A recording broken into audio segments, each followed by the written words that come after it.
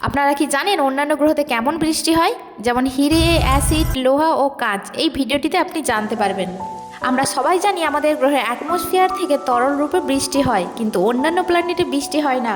আমাদের সৌরমণ্ডল মানে সোলার সিস্টেমে থাকা জুপিটার, নেপচুন, ইউরেনাস এবং স্যাটার্ন, যেখানে হিরের বৃষ্টি হয়। এই হিরে শনি গ্রহে আনুমানিক 1000 বারেরও বেশিবার বৃষ্টিরূপে পড়ে। এবং একটা স্টাডি থেকে জানা যায় ইউরেনাস ও নেপচুন গ্রহতে থাকা মিথেন ঘনীভূত হয়ে হীরকের রূপ নেয়। বৈজ্ঞানিকের মতামত অনুযায়ী এই গ্রহের বাতাসে থাকা মিথেনে যখন বিদ্যুৎ এসে পড়ে তখন সেটি কার্বন তৈরি হয়ে গ্রাফাইটে পরিণত হয় এবং অতিরিক্ত চাপের ফলে হীরকের তৈরি হয়। এই হীরক 1 সেন্টিমিটারের বেশি বড় হয়ে থাকে। নেক্সট হলো ভিনাস মানে শুক্র গ্রহ, যেখানে অ্যাসিডের বৃষ্টি হয়। সেখানে জল নয়, সালফিউরিক অ্যাসিডের বৃষ্টি হয়, তাই এর টেম্পারেচার 894 ডিগ্রি ফারেনহাইটে পৌঁছে যায়। আর কোনো মানুষ যদি ওখানে যায় পুরোপুরি গলে যাবে।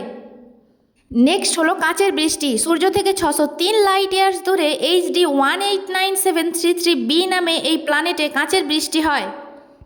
নেক্সট লিকুইড মিথেনের বৃষ্টি। শনি গ্রহের চাঁদ টাইটেন কিছুটা পৃথিবীর মতোই, কেননা এই গ্রহের হাওয়া, আগ্নেয়গিরি, বৃষ্টি কিছুটা পৃথিবীর মতোই, এবং এখানে 1000 সালে 1 অথবা 2 বার মিথেনের বৃষ্টি হয়েছে।